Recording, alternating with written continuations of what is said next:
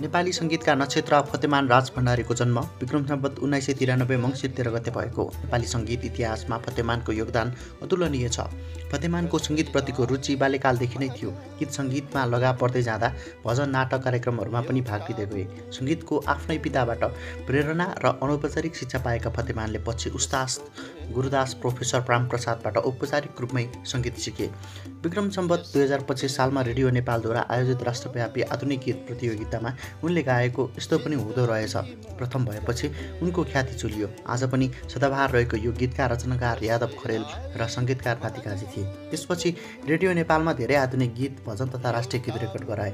उनले सङ्गीतकार नातिकाजीको समीपमा रहेर गाएका सबै गीत लोकप्रिय भए।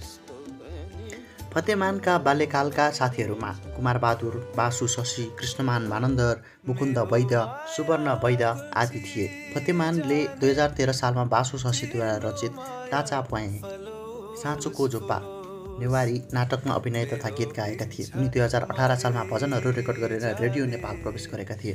यस्तो पनि हुँदो रहेछका अतिरिक्त उनका मर्न बरु गाह्रो हुन्न, सान्नानीको गालैमा कस्तो मायालाई छ, तिम्रो एक एक तथा भजनतर्फ जड देह यो अवश्य, हे निराकर निरञ्जन प्रभु, तिम्रो मन्दिर आए, भक्ति नभइकन भजन आदि नातिकाजीका सङ्गीतका गीत निकै लोकप्रिय भए। त्यस्तै अम्बर गुरुङका जीवनहुरी, रातो र चन्द्र सूर्य अनि नारायण गोपालका बनाइ खायो डडुले, जिन्दगीका पानाभरि, नचिने चाहिँ गरौँ आदि गीतहरू 40 को दशकसम्मका उत्कृष्ट गीत हुन्। फतेमानले नातिकाजीका साथै शिवशङ्कर, अम्बर गुरुङ, कोइली देवी, ज्ञानबहादुर, कृष्णमान, भैरबबहादुर थापा, गणेश रसिक, नारायण गोपाल, भक्तराज, मदन परियार, बुलु मुकारुङ, राम थापा लगायतले सङ्गीत दिएका गीतहरू गाएका छन्। त्यस्तै रचनाहरूमा यादव खरेल, भैरवनाथ रिमाल, कालीप्रसाद रिजाल, तीर्थराज तुलाधार, सहदेव राणा, राममान त्रिसित, छिन्नलता, ईश्वर बल्लभ, राजेन्द्र थापा, लक्ष्मीप्रसाद देवकोटा, माधवप्रसाद घिमिरे, सिद्धिचरण गोपाल प्रसाद रिमाल, रत्न शमशेर थापा,